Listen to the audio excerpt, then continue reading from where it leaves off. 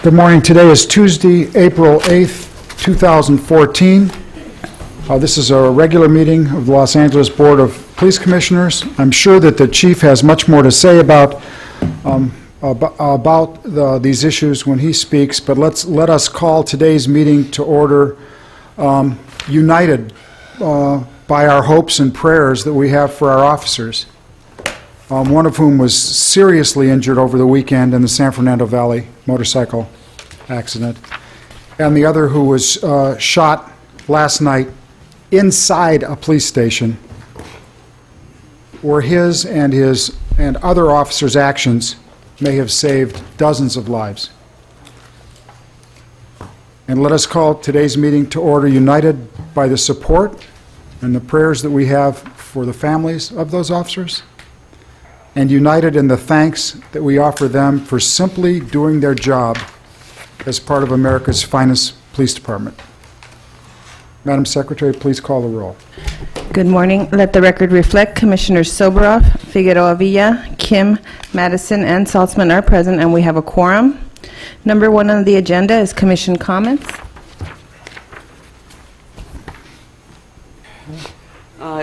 Good morning. I just attended the 25-year pin ceremony for personnel of the police department, and I'd like to offer the commission's congratulations to all of those who've served 25 years and longer, and their families. Thank you. My comments are brief. Yesterday, I attended Reseda Magnet School and saw the future of Los Angeles and why I'm optimistic in these magnet and cadet programs. And they're the greatest. And a big reason why things are going well in Los Angeles.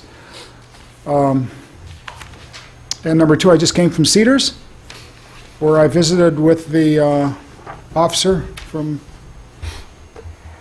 who was shot last night multiple times. And he's got a big smile on his face. And his mom was there, and she's got a big smile on her face and tears in her eyes. And I told him that I was coming to commission, and that I was going to mention that I saw him, and he wanted me to say to you that his partner, who was there with him, saved many, many lives.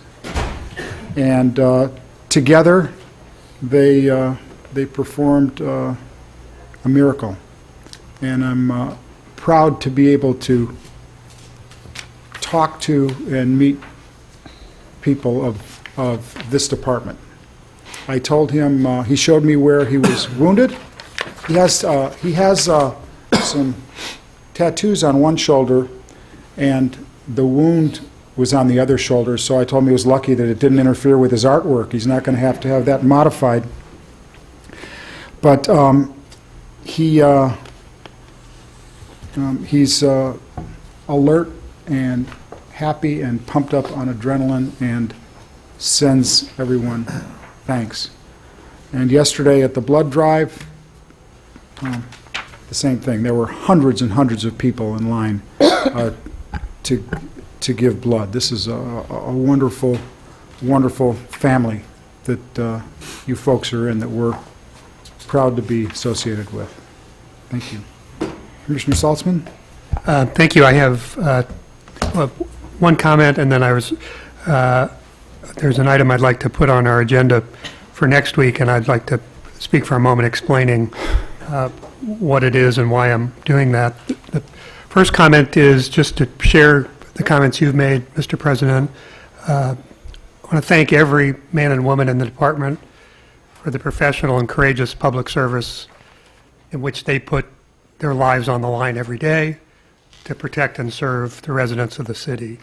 As the President said, I am honored to be associated with you. Thank you.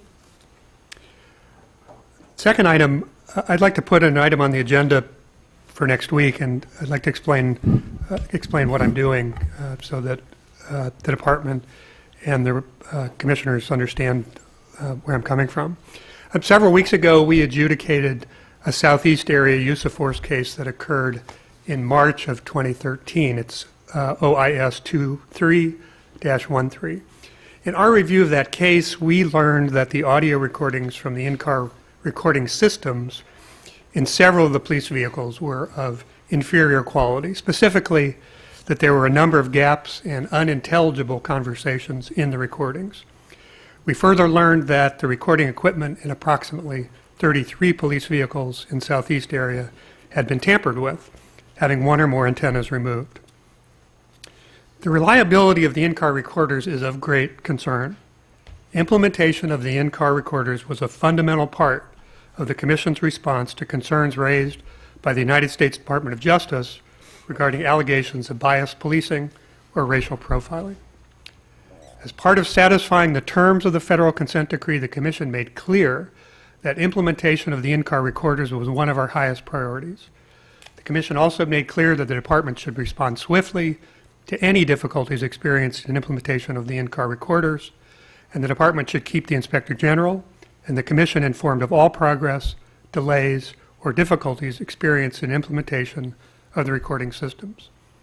Implementation of the in-car recording systems remains one of the Commission's highest priorities. The decision of the Federal District Court to release the city from the federal consent decree was made based on the clear and crucial understanding that this Commission would provide the civilian oversight necessary to ensure the Department's full compliance with all of the elements of the consent decree and to ensure the Department engages in constitutional policing. The Commission's ability to provide effective civilian oversight depends on the Department's full and prompt communication with us regarding serious issues such as this one. With regard to the recent in-car recorder problems in Southeast, the Commission's knowledge of the specifics is incomplete because it's based on the limited information provided in the use of force case from last March. For example, it's unclear if and when the Department notified the Inspector General of these problems. Based on my discussion with the Inspector General, it's my understanding that the Department did not notify the Inspector General of the problems, rather that the Inspector General learned of the problems several months after the Department became aware of the issue, and only then from anonymous sources, not from the Department itself. Determining if and when the Department notified the Inspector General is particularly significant because it relates directly to our ability to provide effective civilian oversight. Therefore, I request the Department return to the Commission next week with a public report regarding the problems with the in-car recorders. Among other things, this report should include the following: when and how the Department learned of the problems, the extent and nature of the problems and how they came about, the investigation that was done to determine if there was wrongdoing associated with the problems, the measures taken to identify individuals who may have been responsible for the problems, remedial measures taken to resolve the problems and to keep the same or similar problems from recurring, whether similar problems have been discovered subsequently, and if so, what has been done in response to those additional problems, and finally, how and when the Department notified the Inspector General and the Commission of these problems. Once we hear from the Department next week, I may ask the Department for a follow-up full written report. Regardless, I will ask the Inspector General to prepare a written report with analysis of the problems and the information provided by the Department. I will ask the Inspector General to provide us with any appropriate recommendations the full Commission should consider. In my view, our duty to meet our obligations under the City Charter to provide effective civilian oversight of the Department requires that we take these steps. I look forward to hearing the Department's report next week. Thank you. Thank you, Robert. Okay, we do have one public comment card. We have Mr. Jabbar Mohammed.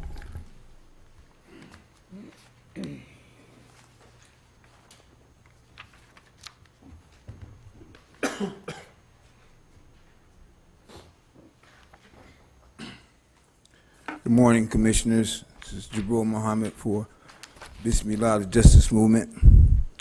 Chief, this is in regards to the excessive force. Some information crossed my desk in regards to favoritism on the part of the chief, whereby he overruled the recommendation of the commission to fire an officer that was accused of excessive force. There were some racial slurs involved, and I understand a life was taken. And the officer perjured himself in terms of his testifying to what happened. And the commission took all this in consideration, and Bismillah would like to send a commitment out to the commission for coming to such decision. It was a great decision, and the public should be made more aware of your effort. However, the chief determined that this person was due some impunity. And that's an oxymoron if we were talking about justice. We're requesting that this matter be revisited for the sake of our reputation as a metropolis. Because, you know, it's a part of the rhetoric how we are the example of the world. So if we allow this glitch to go unattended, it could very well taint our reputation. So I would think that this is an opportunity for the chief to... Mr. Muhammad, Yes. you need to keep your comments on topic. Yes, it's on topic. It's in regards to excessive force. Now, please give me some more time because you're taking mine back. I have to reply to this.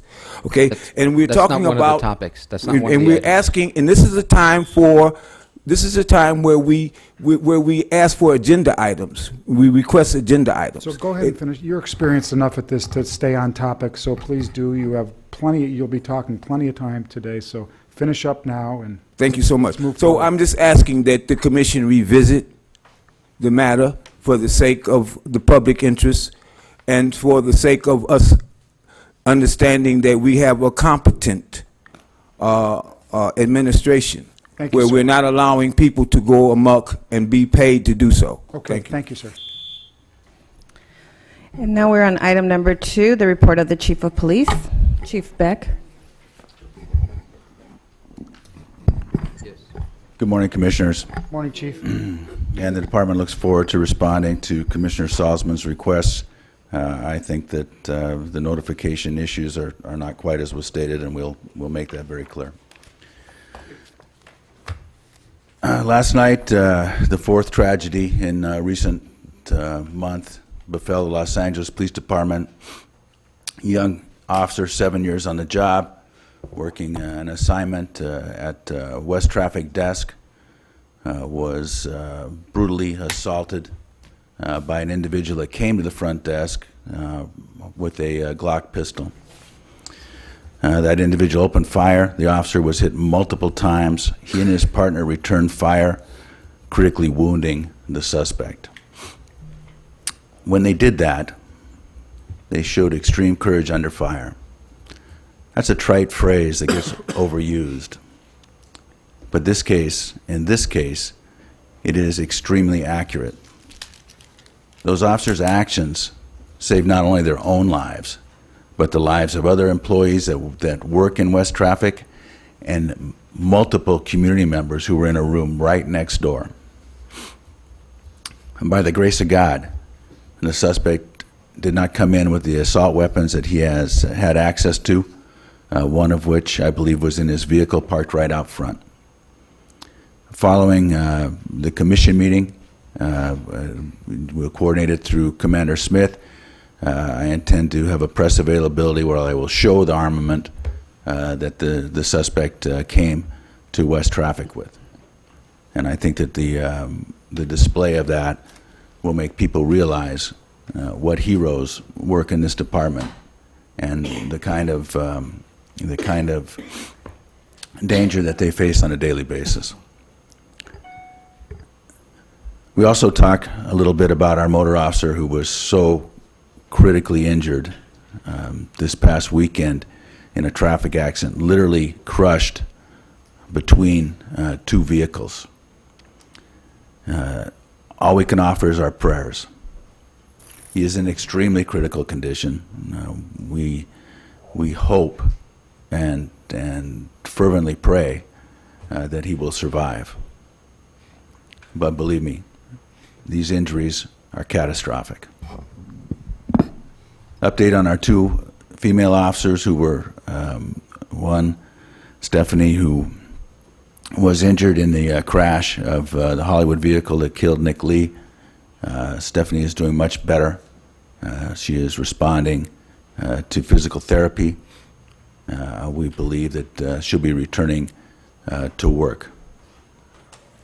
Her partner officer that was actually first on scene at the fatal collision, Sheila, was injured in the following days during a gun battle in the Hollywood Hills.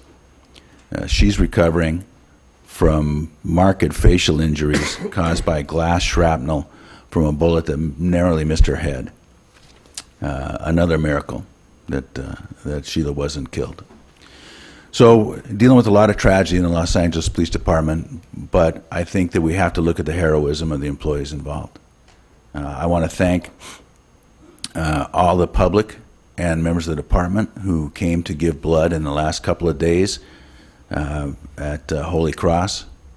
I went there yesterday, and I had to play the chief card to get in line to give blood because the line was so long.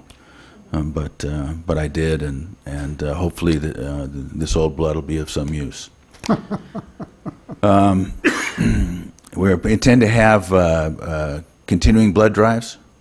Valley stations are open today for that. I think we have an additional 10 beds. We're trying to obtain enough units not only for our injured motor cop, but for the rest of the public that suffers so gravely in incidents in Los Angeles. I have to echo Commissioner Sobroff's comments on the wounds of our officer from last night. Truly a miracle.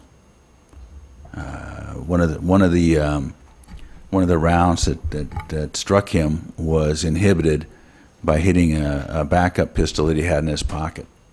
And when I talked to him last night, he firmly believed that having that backup gun saved his life. Now, not in the way you would think, but in an entirely different way. We intend to have that, if I can get it out of Force Investigations' hands at our press conference also. Additionally, there's a police car parked out front.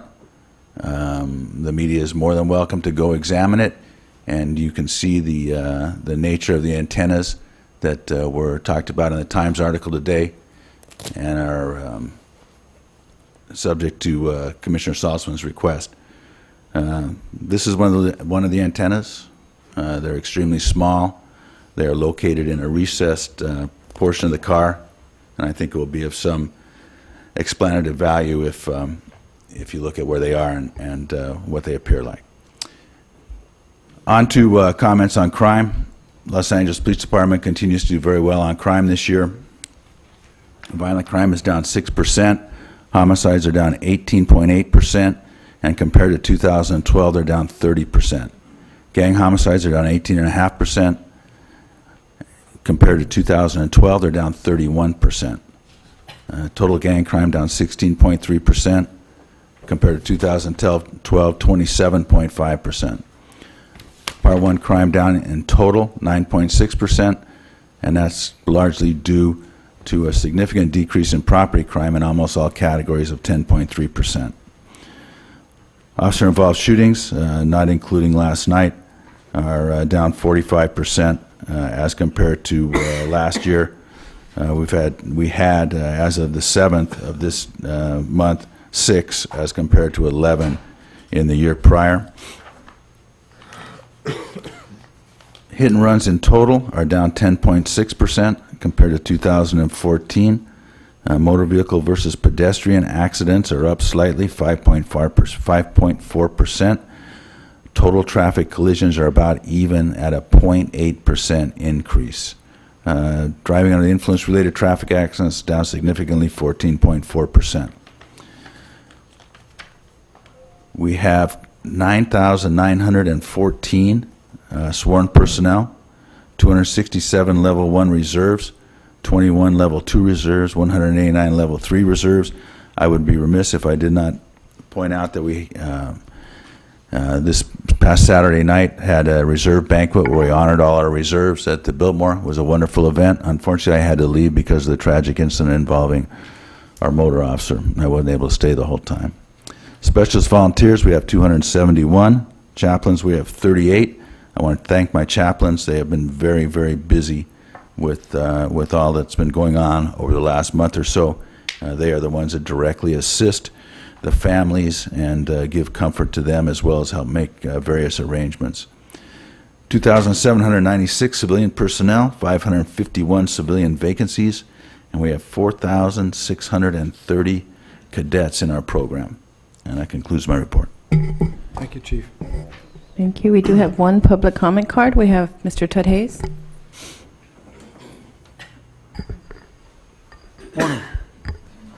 The vest is indeed a lifesaver. As I recall, 2 female officers who were injured wearing a vest were injured because the bullet entered an opening in the vest, the armpits, so forth and so on. What I'd like to suggest is that the Commission, as well as the administrators, re-examine unlawful assemblies. Santa Barbara taking note. Was the violence stimulated because of some agent provocateurs doing things that prompted the call for the unlawful assembly? Or was it like May Day, MacArthur Park, where some agent provocateurs, a few guys up front, agitating officers, throwing box and whatever at the officers, and an unlawful assembly was declared. So there went the LAPD wading into MacArthur Park. The news people had no idea what was going on. None of the thousands of people who they had any idea what was going on, except an unlawful assembly. And so 3 different kinds of projectiles were fired. One woman lost her eye because she was hit in the eye with a projectile. And I quote from Chief Daryl Gates: "There's no such thing as a less than lethal weapon in the hands of the police department." At any rate, that was a horrible tragedy in MacArthur Park, but it stemmed because an unlawful assembly was declared. Now, we have a SWAT team, and they go in when difficult situations occur, barricades, things like that. Can't we have an upfront group of guys who go after the agitators, those who are prepared to run them down, chase them down, tackle them down, and get them, and leave the rest of the people in the crowd enjoying themselves in a park alone? Do not declare unlawful assembly. And Jay-Z, no, do not let him come downtown by any means. Thank you. Thank you. Number 3 on the agenda is the report of the Executive Director, Mr. T. Morning, Mr. President, members of the Commission. No report today. Thank you. Number 4 on the agenda is the report of the Inspector General, Mr. Bustamante. Good morning, Commissioners. No report today either. Thank you. Thank you, Alex. Okay. We do have one comment card on number 4. We have Sergeant Kathy Marks. Morning. Good morning, ladies and gentlemen. I'm a Sergeant Kathy Marks, and I've been employed by the Los Angeles Police Department for 23-plus years. When I graduated from the Police Academy, it was the proudest moment of my life. It ranked right up there with making Lieutenant Colonel in the Air Force and being given my own operational command. For the past 5 years, I've been assigned as an investigator in Internal Affairs. For the past 2 years, until very recently, I've been assigned to the Specialized Workplace Investigation Section, where we investigate allegations of retaliation, hostile work environment, and harassment within the department. Many of these allegations involve high-ranking department officials. I am here today to report serious misconduct by the current Chief of Police, as well as several high-ranking department command staff officers. I became aware of this misconduct by virtue of my assignment at WIS, and I am mandated by department policy to report this misconduct. This decision to come forward today was not made lightly. I spent countless sleepless nights prior to coming forth in this matter, and I feel I have no choice. I believe wholeheartedly in the department's core value of integrity, and I also believe in this commission's goal to reduce the employee litigation lawsuits. Approximately 18 months ago, while I was assigned an investigation that was initiated by Sergeant William Kelly, who has given me permission to discuss his investigation. Kelly alleged many acts of misconduct by several department employees, including several high-ranking command staff members. In late December, approximately, I submitted the investigation which substantiated many of Kelly's allegations to the commanding officer of Internal Affairs. Shortly thereafter, he directed me to delete the majority of the investigation. The deletions I was directed to make, had I done so, would have distorted the findings and caused the entire investigation to be meaningless. Therefore, I declined. Thank you. Our next speaker, Jabril Mohammed.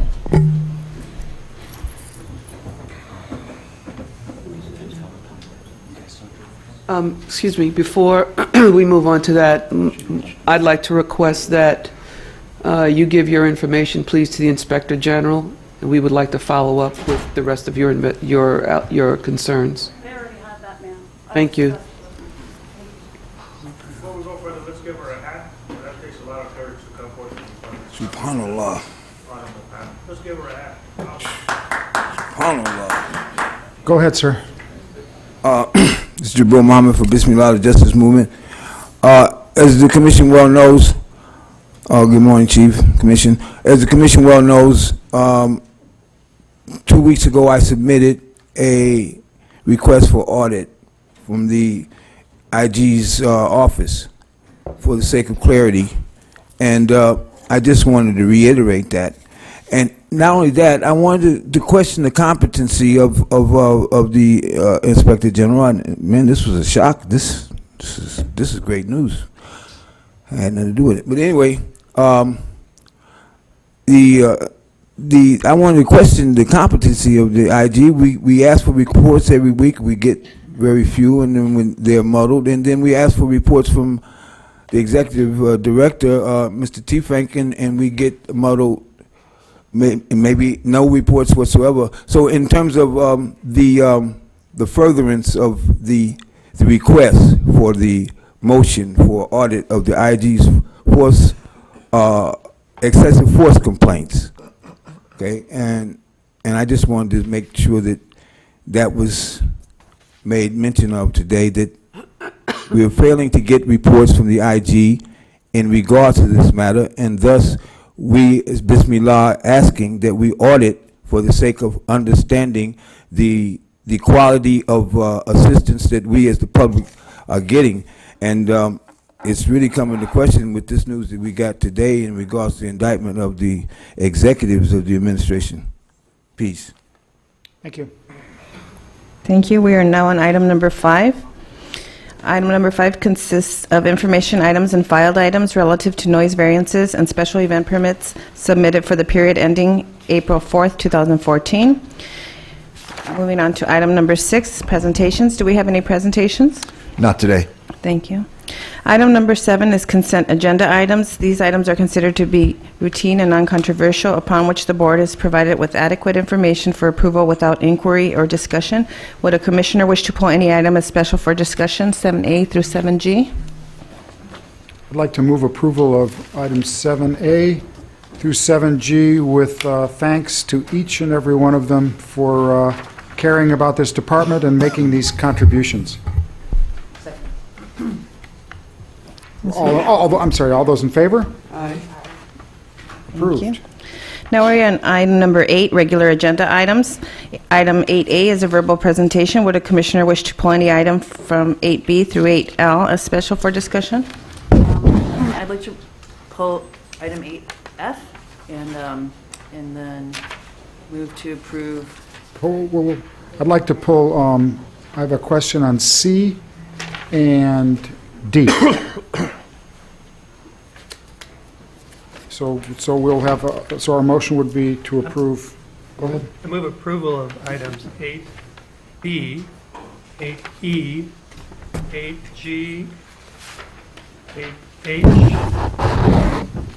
8I, J, K, and 8L. Second? All those in favor? Aye. Thank you. We will begin with item 8A, Department's verbal report, PowerPoint presentation and discussion relative to the strategies to be utilized to implement the 2014 goal of reducing the number of traffic collisions, fatalities, and incidents of hit and run. Morning, gentlemen. Good morning. Thanks for doing this.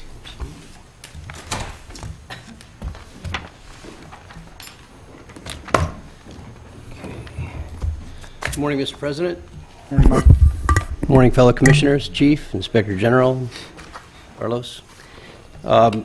Today, Chief Hara and I will give a verbal presentation on the department's traffic plan. I am the commanding officer of Counterterrorism Special Operations Bureau, but one of my functional responsibilities is that of the department traffic coordinator.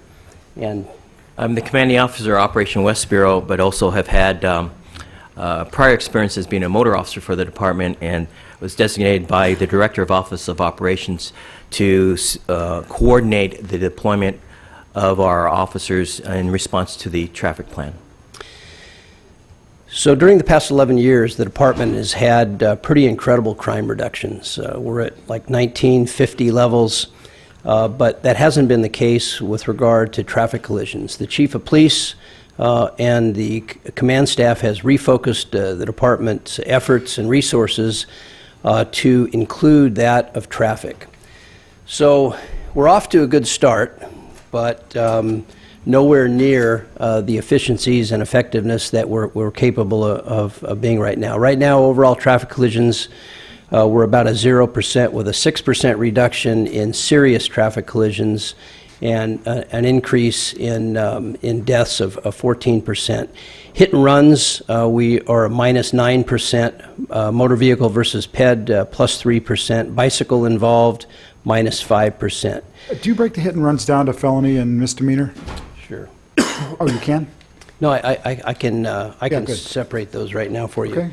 The hit and run of serious injuries right now, we are down 36%. That is a difference of about 17 or so. The hit and run with deaths involved, we're up 100%. That's a difference of 2. It's year to date, we were at 4. We had 2 last year to date. And then the property damage only, we're reduced by 10%, but that's really not one of our focuses.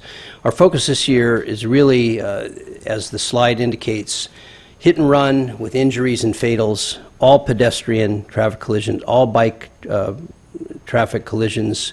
We're looking for a 5% reduction and 10% reduction on pedestrian with fatal and severe injuries and bicycle with fatal and severe injuries as well. I'm going to turn this part over to Chief Hara to talk about the secondary enforcement group and the increased deployment into the traffic divisions. Leading up to 2014, we, at the direction of the Chief of Police and the Director of Office of Operations, the secondary enforcement group, which is the police officer 2 rank within all the geographic areas, was determined to select about approximately 15% or 109 officers that would be loaned from the geographic areas to enhance the traffic focus and provide the 109 officers spread out through the 4 traffic divisions in the city. In doing so, each of the traffic bureaus had a set number of officers that were assigned. Each traffic division on a regular basis provides a traffic plan, meaning a traffic plan within their respective bureau, geographic bureaus, of areas that they have had repeated traffic collision accidents, indications of problems with pedestrians, bicyclists, as well as vehicle traffics. With the traffic plan that is created within each traffic division, it is shared weekly with each of the police stations, the 21 stations. The officers at the police station takes the information and is aware and combines it with their crime picture within the city. As you're aware, the city's or the police department's goal is a 3% reduction in crime which is always a primary focus, but also along it is overlaid with our traffic education and enforcement engineering. The increase of personnel within each traffic division is given a traffic plan that they will go out. They go out as Queen-L units, so they're not subject to radio calls, and they focus specifically on the traffic problems within each of the traffic bureaus. When need arises as well, the flexibility on this, it allows us to have some additional resources that can be momentarily redeployed within each geographic area should the need arise. What it also does is there's an education component where our officers are there for a 6-month period. So we have our first loan of group of officers of 109 at the traffic divisions, and as that comes to a conclusion, we'll have additional 109 officers loaned to the traffic divisions. And what this does, it also provides an opportunity for officers on the education of traffic enforcement, engineering, education, and that when they return back to the areas, they also will take what they have learned within the traffic division. Just today, this morning, I received one of our education components for the focus on the traffic plan for this year is a traffic violation warning. It looks like a citation book, but what is interesting is this is only a warning. It is not a traffic citation that will be issued to violators. The officers at their election may warn, may cite, may educate, may just give a verbal warning. When a written warning is issued, the warning notice has on the back also tips about driving, hide it, lock it, keep it, tips on for motorists, pedestrians, bicyclists, as well as our social media. So it's an educational notice that we do provide to the individual when a notice is issued. Thank you. As you know, when the department focuses on an issue and brings the resources and attention and effort into one specific area, we are effective. And we leverage our resources, and you see results. I'm going to go through some strategies specifically to enforcement, education, and engineering to talk about specifically what we're doing on a bigger scale to impact this problem. First, the legislative proposal. Right now, there are civil compromises relative to hit and runs. There are efforts in the department and in the city to amend Section 1377 of the Penal Code to not only increase the penalties with regard to hit and run, similar to that of a driving under the influence violation, but also move away from civil compromise for misdemeanor cases so that it is a crime. An accident and a collision is an accident and a collision until that integrity of the moment of choice is violated with criminal intent. And when somebody decides to leave the scene of accident, they turn what was an accident, if they're not under the influence, into a criminal act. And that's what we want to bring to the attention of the, so that we get justice for this.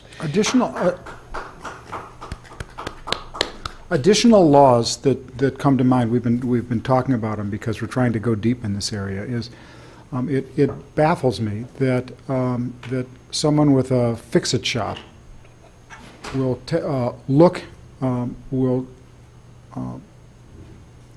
many times knowingly repair a car in secret that has been involved in hit and run. And I hope that as they look at laws and look that they go much wider and much tougher into all levels to stop these hit and runs. The idea of these license plate flippers where you can push a button and have two different license plates to deceive. The idea is that people can take a car that's been involved in a bad accident and just do it behind the scenes. Are other laws that I hope that the department will push for. And I think this is that portion's a great start. Concur. As well, the department's working with the CLA, the CAO, and the City Council to author a new ordinance and policy relative to hit-and-run reward programs, which should help. And I think it also takes advantage of the trust relationships that we have with our communities, and that people are the police and police are the people, and they can help us with that. Can you talk a little bit more about what the City Council, about that proposed Well, I mean, regulations? it's in preliminary stages, but we're looking at for hit-and-run incidents, offering reward programs if Good. there's a chance that we can have good follow-up Good. in developing, witnesses, tips, leads, that type of thing. Good. So And it's important. local media, I know the department's effective in working with local media to bring these out so the neighbors know that, and they can report in. In addition, social media is just, critical. Yep. And on that note, Commissioner, the education strategies, as you know, we've developed a community impact team made up of community members, bicycle advocates, pedestrian advocates, city council representation, DOT, and the traffic division captains to talk about educational strategies. We're in the process of developing public service announcements, in-service traffic education Wonderful. outreach programs, quarterly, yearly traffic reports. We've broken our community impact team into subcommittees, and a lot of the community members, with my partner, Commander Mike Williams, are working with insurance companies, Mercury Insurance, Allstate, AAA, State Farm, to look at funding mechanisms where hopefully soon we will see billboards and you'll hear PSAs on radio, et cetera, on the importance of changing driver behavior, educating pedestrian behavior, Wonderful. and mitigating that. I think it's wonderful. I've had some preliminary discussion back and forth with Caltrans. I think they have a very effective click it and ticket message, and lobbying for hit plus run equals felony, raising the level of awareness that it's not a 5% decrease in hit and runs that we want to have. We want to have 100%. Hit and runs are unacceptable. One is unacceptable. And what you're saying here is the department is taking the lead in creating a book to show Los Angeles and the world that these are unnecessary and wrong. We are in a Keep going. Recently as well, in combined with the educational component, all the geographic captains, traffic captains as well, through their cyber units at each of the stations have put out information about traffic safety, distraction driving. In fact, I know of one captain had used the Twitter that is connected to the Department of Motor Vehicles on key issues that are important to share and to inform the public.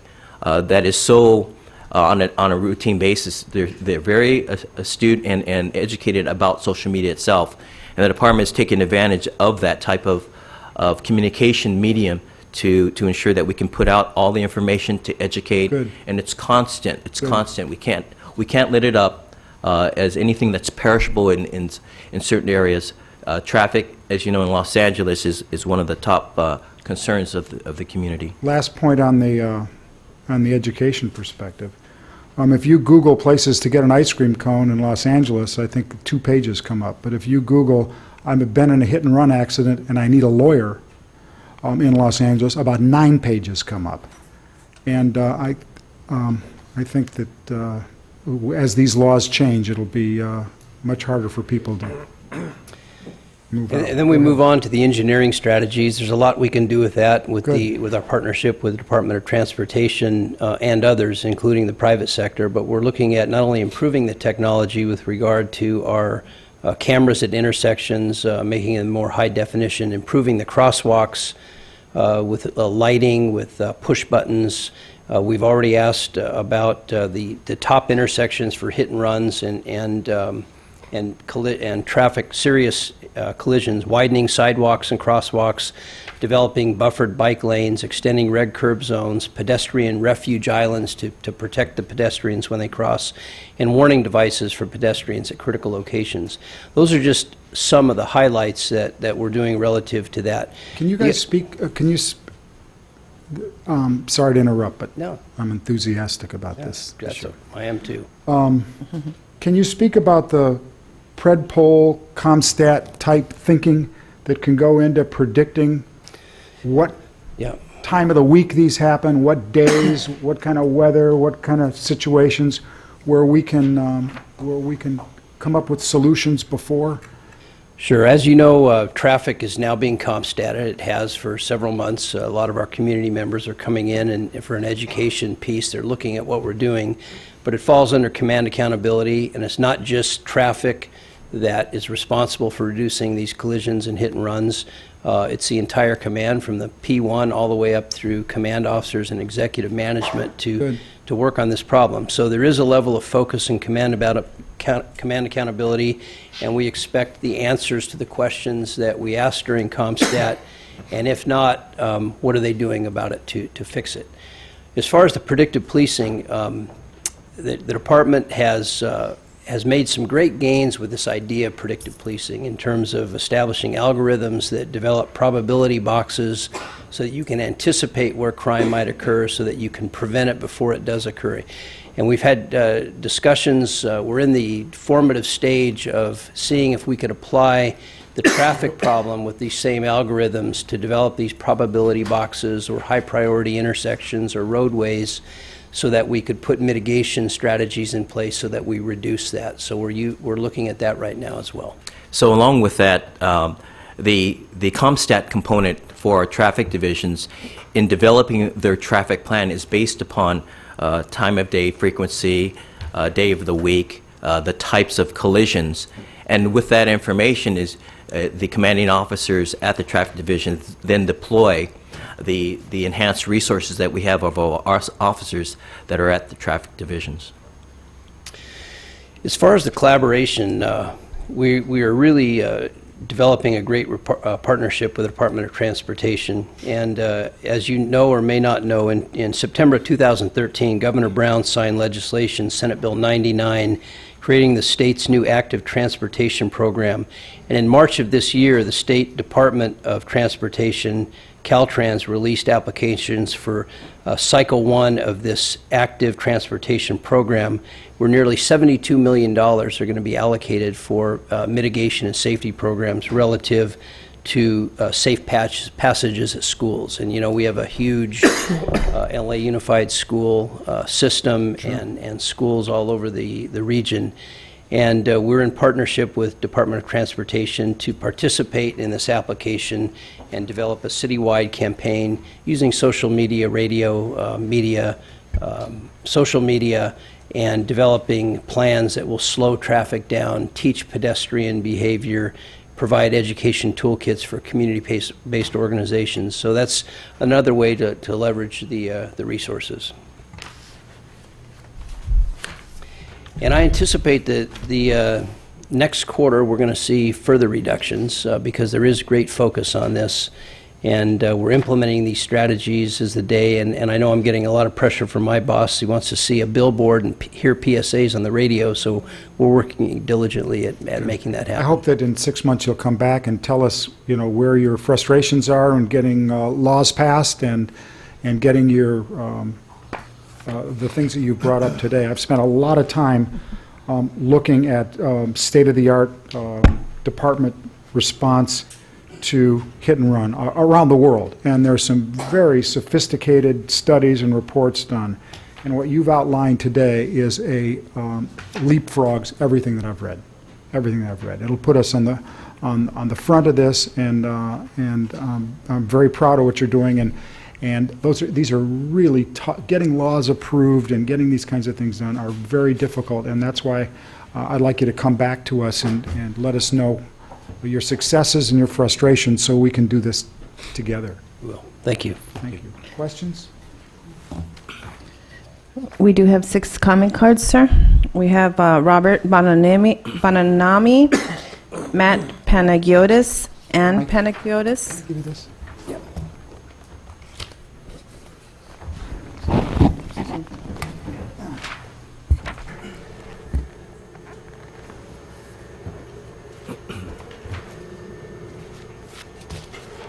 Good morning. My name is Matthew Panagiotis.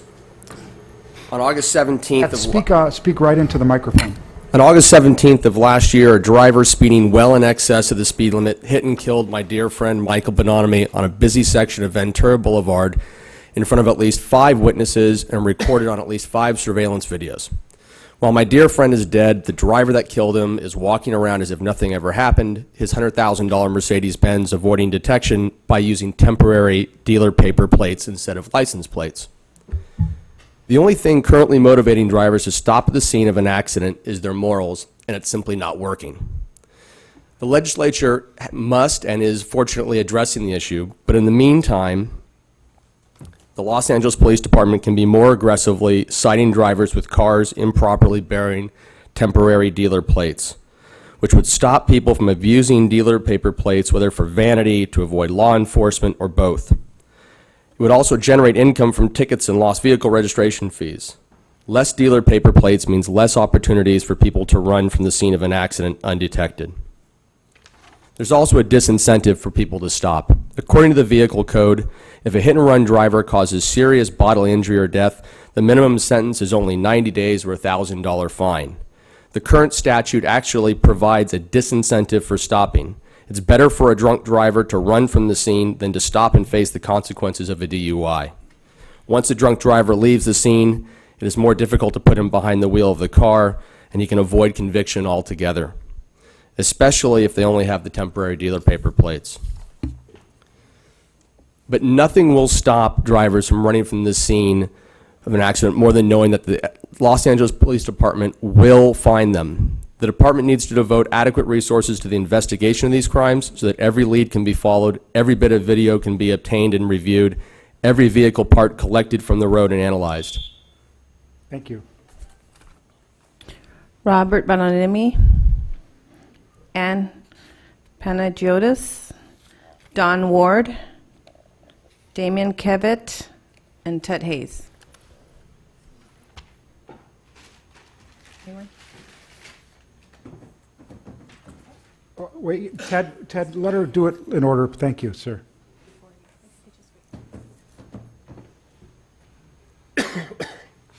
Hello, my name is Ann Panagiotis. I'm following up my husband. I have a cold, so I'm sorry. Our dear friend, a brother to our family, Michael Bonomi, was killed last summer. I want to put a face to his name because he's very important to us. I wanted to speak with you about AB 2197, which is being proposed by Assemblymember Kevin Mullen. This is for a temporary license plate program. This legislation will save toll authorities millions of dollars in uncollectible toll violations while also improving public safety by helping law enforcement identify vehicles involved in traffic violations, hit and run, and other criminal activity. Assembly Bill 2197 will establish a mandatory temporary license plate system, commonly known as the temp tag system, which requires both new and used auto dealers to install temp tags at the point of sale so vehicles are identifiable to law enforcement and toll operators from the point they purchase the vehicle and leave the lot. This system can be implemented using off-the-shelf technology that simply requires dealers to have an internet connection and a printer. To improve enforcement, the legislation also increases the penalty for driving without a license plate to $25 plus court fees so that it is no longer treated as a minor correctable violation. We have the support of the Metropolitan Transportation Commission, the Golden Gate Bridge Highway and Transportation District, and the California Police Chiefs Association and Orange County Transportation Commission, and we would also like your support. Thank you. And I will give information about this bill to Ms. Silva. Thank you. The next speaker, please. Hi, my name is Don Ward. I've been in front of you guys many times in the past. Thank you for that report, and I'm very encouraged to hear that hit-and-run crimes are being correctly identified as crimes, and that the moment a person leaves, it is now a crime. So what I'm asking, police, what I think that LAPD could do right now is, we have a traffic division that's completely overburdened with, 30,000 collisions in the city of Los Angeles every year. Let's take the hit and run crime and bring it over to, take it out of the traffic division detectives because they're just completely overworked, and put it back to the station detectives where they have better resources to investigate these crimes. There's also when a police officer is alerted of a hit and run crime, a lot of times those officers don't treat it as the crime that it is. So I'm hoping to see education passed to the rank and file of vulnerable users that are involved with in a crime, that they take it more seriously, that they send out patrol units that night. If there's a crime, I want to see, rather than waiting a couple weeks to follow up on a license plate, let's get action that night. I also wanted to talk a little bit about the policy of LAPD working with LADOT over the past 3 or 4 years to raise speed limits around Los Angeles. I think that needs to stop. There's a particular officer, I don't want to name names, but he works with the LADOT to go to communities to raise the speed limit. And the speed limit is something that I think contributes to hit and run crime. If someone is speeding at 50 miles an hour, they hit somebody, they're already 3 blocks away when that decision is made to leave. Thank you. Go, Bob, stand, you have to stand behind them and then to come right up. Go ahead. Go ahead, sir. Okay, good. Hi, my name is Damian Kevitt.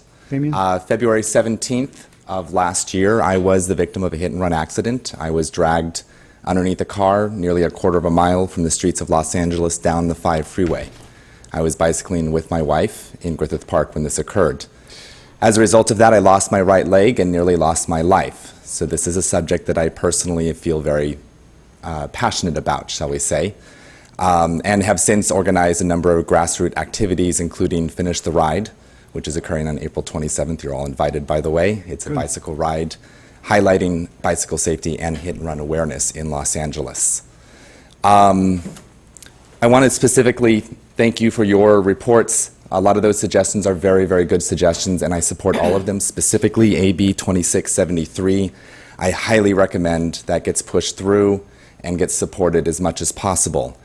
The other thing I specifically want to bring up is there definitely needs to be a lot of community activity and involvement across both multiple city divisions, as well as I actually really don't think you're getting the full picture of hit and runs, because it's a whole process to actually report a hit and run, whereas if it's made easy, some sort of system where people can report it very, very simply, a simple thing. The number of bicyclists, pedestrians that I know who have been hit who do not report it because they don't want to take the time, a minor collision, nothing major, they're not sent to the hospital, that is statistical data that you need to have and that you need with which to actually deal with and address the particular problem. The other thing I want to bring up in the last few seconds I have here is Colorado recently put into system similar to an Amber Alert. I believe they call it a Medina Alert, which is a system whereby any hit and run where they have enough evidence is tweeted out, put up on electronic billboards, and spread across cities and state. That is something that should be looked at and reviewed for the city of Los Angeles. Thank you. You've gone from grassroots to mainstream, so stay with us here. You're a good spokesperson and very eloquent about the issues. Thank you for your the amount of concern that you have on the subject. All of you, I'm sure, are concerned about it. Your concern is obvious, and it's appreciated.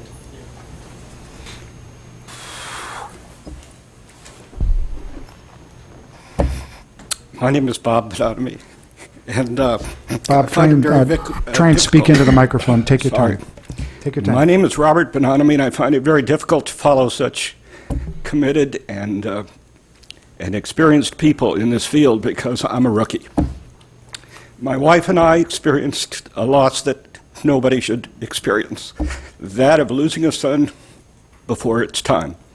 And with that being said, with the help of Matt and Ann Panagiotis and their internet work in communicating our loss and a community behind it to say this is not right, and it's not right in Pacoima, and it's not right in Boyle Heights, and it's not right in South Central Los Angeles. And to take it and redeploy the staff, especially when anything happens, to start with the interview of the people that are involved, whether they're the pedestrians that happen to see the incident, or immediately taking 2 or 3 other traffic people and finding out where the cameras are, because they are everywhere, and integrating them with the investigation that's ongoing, and immediately deploying more staff than you have, because the poor people are overworked and they do not have the staff to do the investigation that's necessary. When our son was killed, there was another hit and run an hour later, and the head detective had to leave our position, go down to Sherman Oaks, and try and handle both ongoing investigations. All I know is that your presentation is wonderful. You do need to deploy more people and make this a more serious incident as far as hopefully a felony.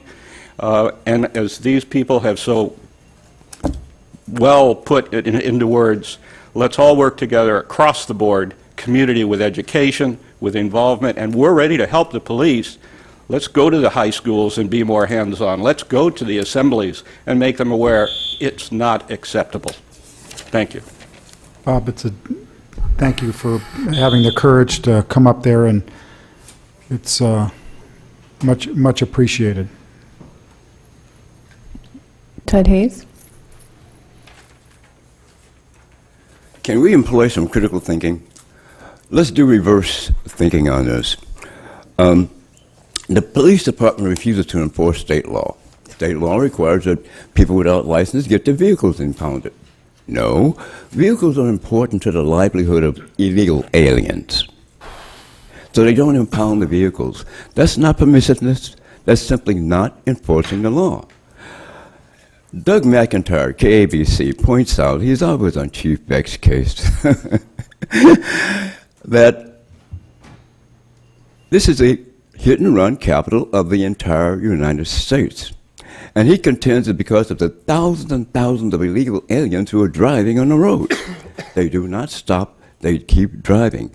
Because as one of your speakers pointed out, there's some consequences when you have a hit-and-run. If you have a DUI, and people try to avoid that, they evade that. And that's what illegal aliens do also. They don't want to be deported because they had an accident, so they hit and they run. Now, I don't know whether enforcing the law is a deterrent at all. I mean, some people say that death penalty is a deterrent. Some people say no, it's not.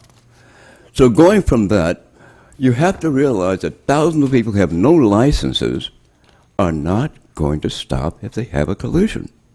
That's a fact. But there are thousands of them out there on the road right now. And they're the ones who are fleeing. They're the ones who are evading.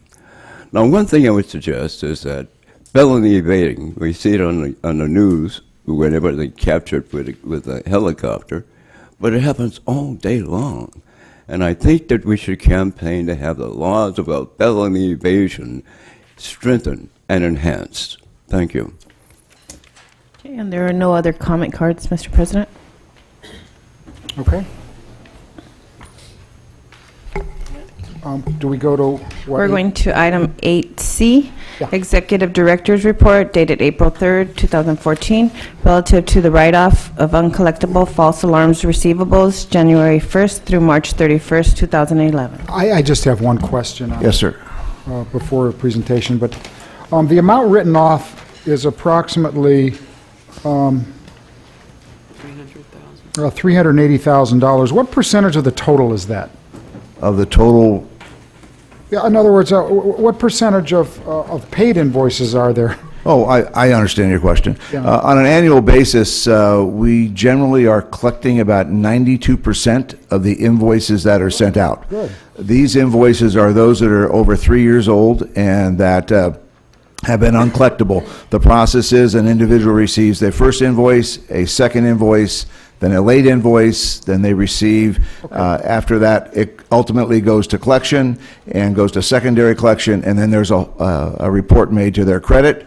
And this is a process to remove them from the debt that we carry, Sure. and ultimately it is written off So by the this is Board a small, the message you're giving is that when these bills are sent to people, that we follow up and collect. Absolutely, we do. Okay, great. Okay, I'll move approval of item 8C. All in favor? Aye. Okay.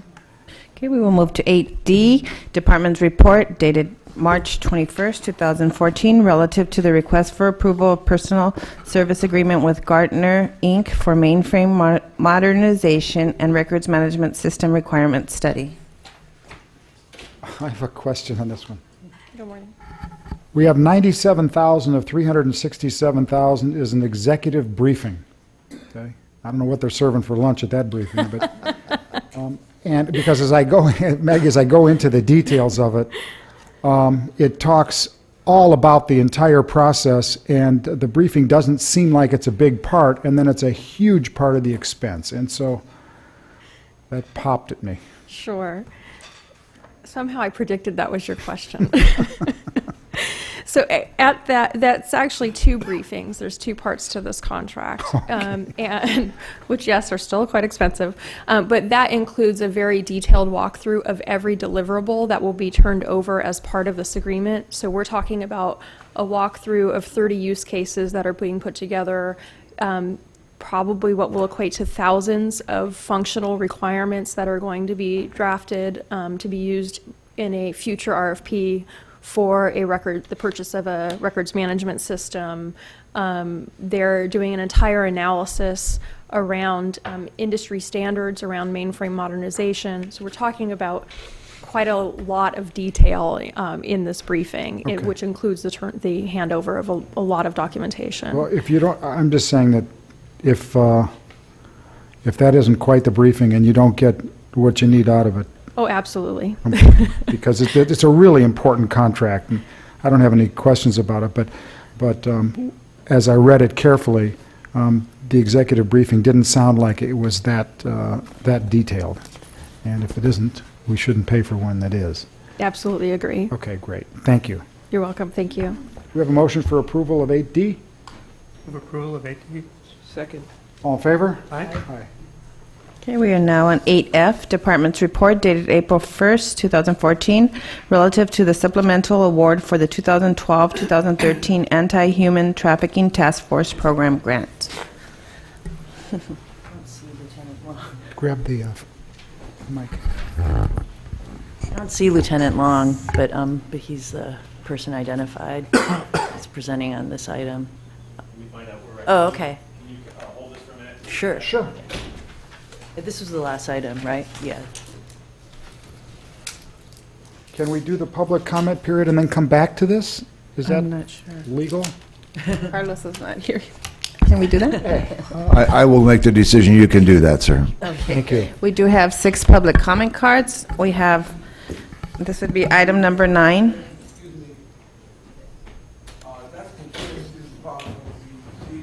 I'm going to let Mr. Tefank make that decision. Let's go ahead. Let's go ahead. Okay, we have Jacqueline Richardson, followed by Jabril Mohammed, Sarkis Agajanian, and Tut Hayes. Is anybody going to speak? Jacqueline Richardson?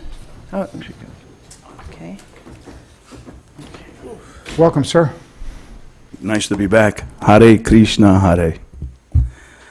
On Saturday, 29 March, at Westwood Park, where I've been for 10 years and I kind of see what's going on, one of your police cars with 2 officers in it were talking to a homeless encampment guy there. I don't know why they waste their time. They keep on playing darts and distributing drugs. But when they were leaving, they called me to the car and they said, Mr. Agajanian, your license will expire April 24th and we'll impound your car. I said, thanks for letting me know. Although I've been working with BAR, Bureau of Automatic Report, to get the $500 for poor people to repair my car. It's nice, you know, that a policeman goes out of his way to say, you got a problem here. Very nice. Last Thursday, when I'm coming to the park on Sepulveda, as I do every morning, I see one of your units leaving, going south on Sepulveda. And I keep an eye on them because you can't trust cops. They make a quick U-turn and follow me into the parking lot. And when I park my car, they pull up to it. I go up to them and say, what's the problem? They remind me that on April 24th, my car can be impounded. Well, golly gee willikers, if the LAPD would spend that much time on finding a guy that assaulted me last year, I wouldn't be here. Now, if it's that important that 2 policemen have the time making a U-turn, which means they didn't have the time to put it in, are they keeping an eye on me? I don't know. But just to let the chief know, there you have it. I got it yesterday. Because the Bureau of Automotive Repair, when I wrote them initially, they sent the letter back in February saying there's no such address. high-tech world we live in, huh? So I go back to DMV, I say, can I have another application? It had a different address, Rancho, whatever up north, Cordova. When I call BAR, they treat me like some idiot. We haven't been there in 2 years. Then I get it the other day saying it was denied. Well, I paid out of pocket. Quit bothering me. Thank you. Jacqueline Richardson. Jabral Mohammed. Oh, I'm sorry. Jacqueline. Good morning. This is in regard to Martin Luther King Jr. Hospital in South Los Angeles. These matters happened early 2000s. It was constantly reported in the Los Angeles Times that the hospital was going to be closed because they couldn't pass federal inspection. And I hope that doesn't happen again. Apparently, the Times reported at one time that a group of nurses had hired these people and that couldn't do their job. Yvonne Bradwick Berth said she, on the Board of Supervisors, she is retired now, said that she had to train many of the hospital staff at least twice, and they still couldn't pass federal inspection.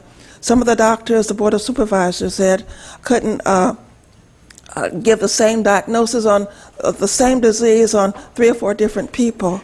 They were leaving sponges in the stomachs of people that when they operated on them, and scissors, so they had to be reoperated again.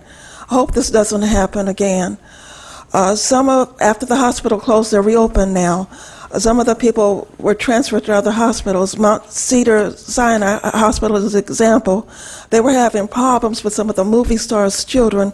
They were being overdosed and underdosed with medication, and some of them got sick. Martin Luther King Hospital, I haven't heard any bad reports with the newspapers, but I hope that doesn't happen again. And I hope they're keeping on target and hiring people that have the proper training. Thank you. Jabral Mohammed.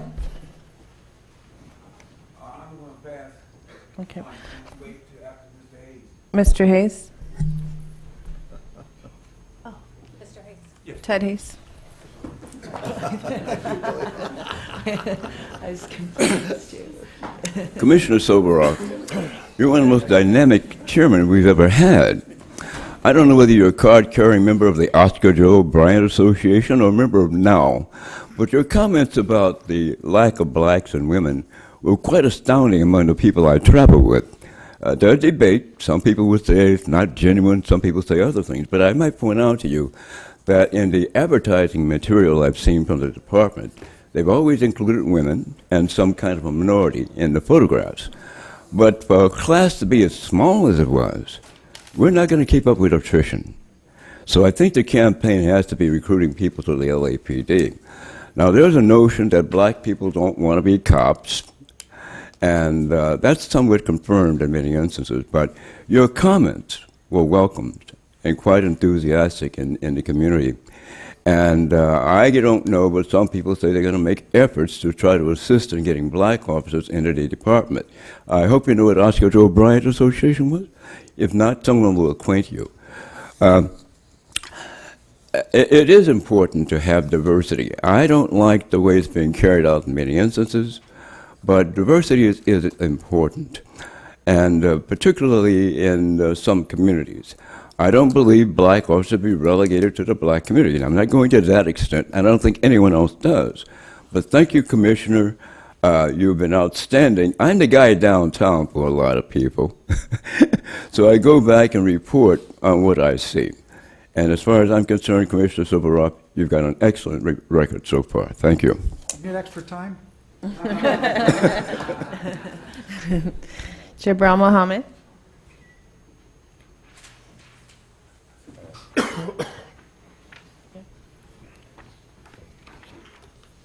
Morning again, Commissioners. This is Jabul Muhammad from Bismillah Justice Movement, and I'm in objection of us having public comment prior to listening to the entire agenda, because oftentimes the people want to make public comment regarding the agenda, and if you sit through the agenda, you can get a chance to get the information, where if you give a public comment and leave, you lose sight of the information that you may very well want to comment on.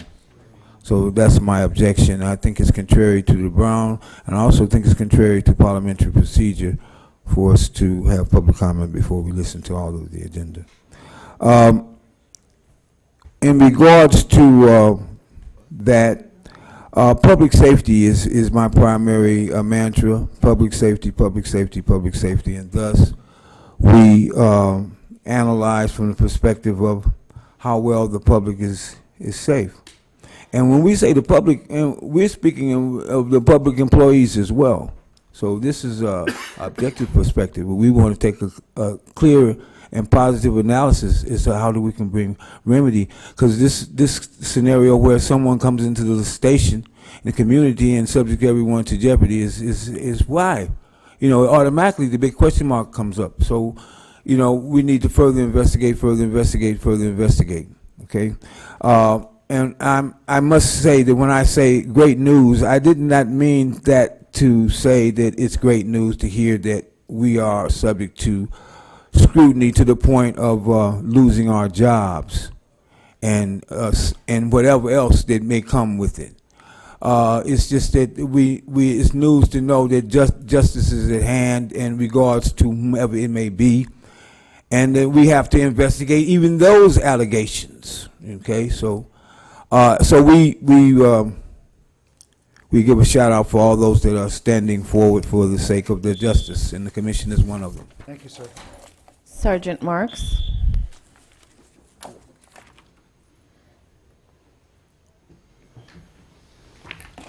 Thank you for allowing me to finish my statement regarding the administrative corruption within Internal Affairs. As I said, I was requested to change and distort an investigation, and I refused to do that. Subsequently, I was removed from that unit and put into another unit within Internal Affairs. Who knows where I'll be working after today. Ladies and gentlemen, what was done to Sergeant Kelly has been an ongoing malicious cover-up that was perpetuated and continues by high-ranking officials within the department, including the current chief of police. For approximately the past 6 months, while still assigned to the Workplace Investigation Section, I reported this and many other acts of misconduct by department command staff to the Inspector General. I've been assured they are working on it. But how can we trust the validity of any internal affairs investigation if the investigators are removed from their assignment for telling the truth? Under the present regime at Internal Affairs, you cannot be relied upon to submit accurate, complete, and meaningful investigations. This deprives our employees the right to a fair, impartial investigation. Our employees risk their lives every night and every day when they're out there at work. They deserve, in the very least, to have an impartial, fair, objective investigation done regarding their disciplinary histories and their conduct. The favoritism that was obvious to everyone regarding the recently highly publicized Hillman decision was not an anomaly. This was not the first time the chief of police used preferential treatment when dealing with disciplinary issues involving his relatives and friends. If you really want to ever reduce the employee litigation claims by department employees. I'm sorry, I'm a little nervous. I was just threatened by the city attorney saying I'm not supposed to be up here saying any of this stuff. Take your time. Thank you. No, wait, go ahead. Okay.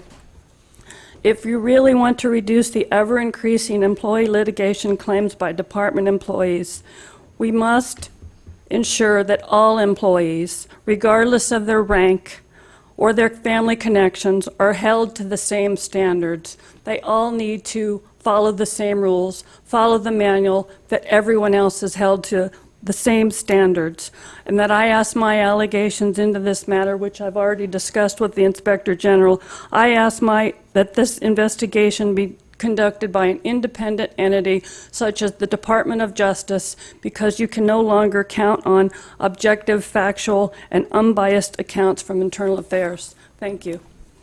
Okay, we have no other public comment cards. We will go back to item 8F. Mr. President, I would like to respond briefly. Yes, sir, go ahead. To the allegation that the individual was threatened. That is completely not true. That is completely not true. I know she's walking out, but I told her that she is not allowed as a department employee to discuss matters that come to her as part of her official capacity and duty, and not to identify specific individuals, because those identities would only be known to her as part of her official duties. She's welcome to come up and complain and make allegations all she wants. And to the... And to Right. the I city, didn't know that before you spoke. To the city attorney's point, he did come up to me and make a recommendation that we allow you to speak even past the allotted time, which we did. So he offered that courtesy as well. Okay, let's move on. Thank you. Item 8F, Department's Report dated April 1st, 2014, relative to the supplemental award for the 2012-2013 Anti-Human Trafficking Task Force Program Grant. Aha, we found you. This is Captain. Welcome, take your time. Morning. Good morning. Morning. I'm William Hayes. I'm the Captain Commanding Officer of Robbery Homicide Division, and as one of our ancillary responsibilities, we have the human trafficking grant, in particular the labor side of the investigations. Department Detective Support Vice Division has the sex trafficking. I have with me PSR Margaret Taylor, and she's the grant administrator for me and works closely with me for the past 9 years.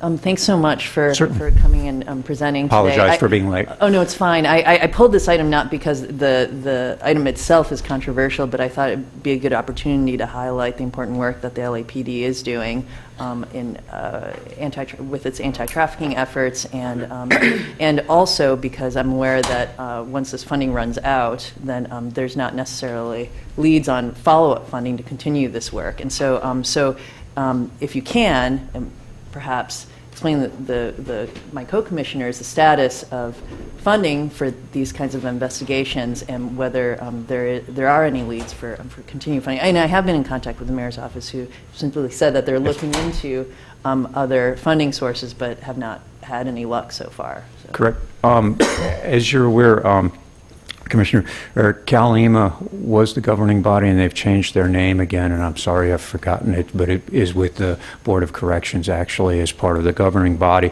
that awards funding for this.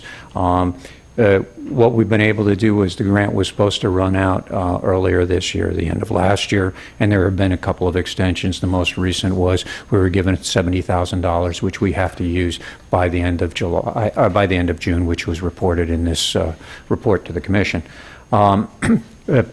PSR Taylor has looked extensively into additional human trafficking grants, and we're currently looking as to whether we can apply or whether our program would be suitable for them.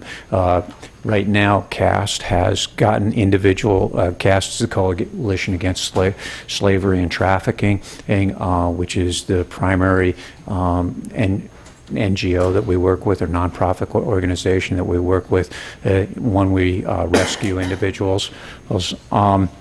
They've gotten individual grants to sustain their availability. So what we're looking at is additional grants that would work for us as funding in terms of primarily overtime. This is an ancillary duty for the officers, with the investigators assigned to Robbery Homicide Division. And I don't want to go into too deep if you're familiar with it, but the way it is broken down in the department, there are two entities within the organization that investigate human trafficking. And on the labor side, which is the most difficult to prosecute, as Commissioner Kim can discuss with you in great detail, it is done by a Robbery Homicide Division, and it is an ancillary function. And for my investigators in robbery, that was spurned out of the original human trafficking that was done with smuggling and immigration in those days. So that was where it started. The sex trafficking is done appropriately out of Detective Support Vice Division because they have the expertise, as that's primarily with the pimping and prostitution of the victims. We work together on many of the cases, but again, ours primarily is labor, and we work with Homeland Security investigations, particularly with the trafficking aspect of it, and we also work with the FBI. I'm the co-chair for the Los Angeles Metropolitan Human Trafficking Task Force, which is co-chaired by myself, Sal Randazzo from the FBI, and Andre Barat, at least for the time being, from the United States Attorney's Office. And we have multiple entities within the county that work together. What primarily happens is the leads will come in through hotlines and through PSR Taylor, and depending upon the geography where they have occurred, or we'll put those out to the appropriate investigative entity. But again, we work closely with both HSI as being the major one, and we've successfully worked on 2 prosecutions thus far this year. Good. With the labor trafficking. And as I indicated before, labor trafficking is the most difficult to prosecute, probably only 20 throughout the country nationwide. So if we're able to do 2, we feel very positive that we've been working in the right direction. PSR Taylor, I can let her speak since I've done most of it, but she has developed an excellent rapport with the nonprofits and the other agencies. And I would say that prior to her and I coming to the program, it was almost defunct in LA County, and partly because of the independence in which each of the agencies were going and operating separately. We've now pulled all of the agencies together and got the nonprofits highly involved so that we're working as a team. But I would have to say that her personality has been the one that's driven the nonprofits that's into our arms and has actually opened it up, so we're going more. But she's been the driving force and kept me out of trouble for a number of years, so I'll let her speak now. On Friday, just this recent past Friday, I found one of the grants on grants.gov, but it's through the Victim Service Organization. But it does have a piece in there where governmental agencies can apply. So I'm going to go forward and working with ITB grants to see if we can apply for that grant. And if we do get that grant, if we're successful, it won't start until October 1st. But as of June 30th, the current grant that we're on will be used up. And I just wanted to make a comment that the task force that Captain Hayes described, there are similar regional task force all over the nation, and they're all localized in the local police departments that serve as the lead. And all of these investigations require multiple agency interaction and collaboration. And so without LAPD's involvement and continued funding, then these kinds of investigations just won't continue with as much strength as they have been. And so to me, this is a critical issue.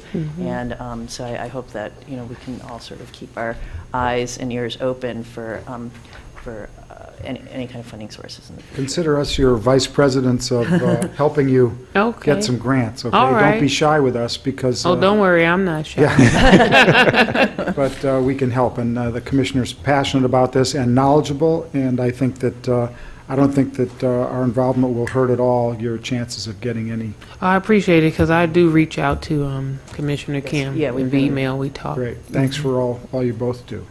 Thank you very much. Thank you. Thank you. Appreciate it. Thanks so much. Thank you, Commissioner. Move to approve item 8. I'm sorry, we do have one public comment card. We have Jabril Mohammed.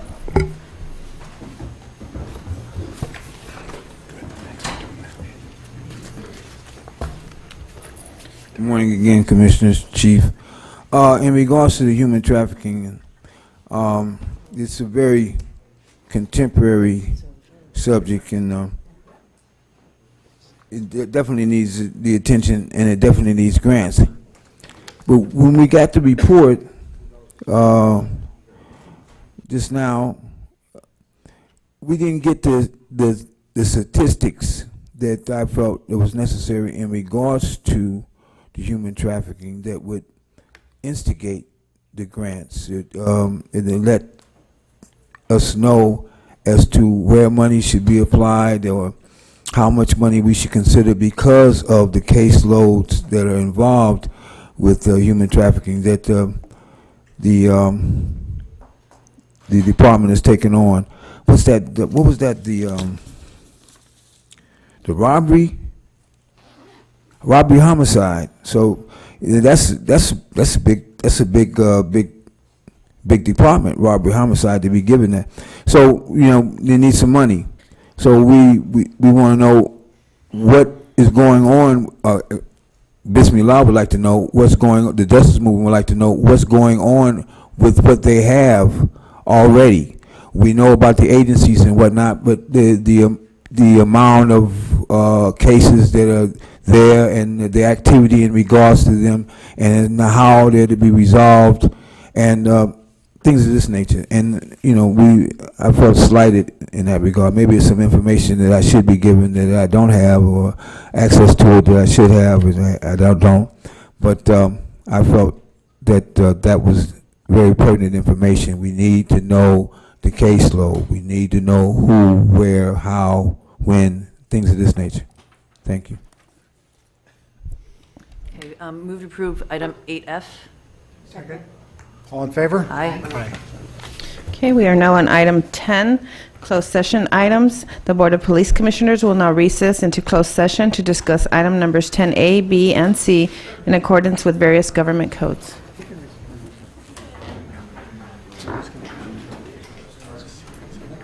No, I want you to stand with me while we do it. I'd like to brief you real quick.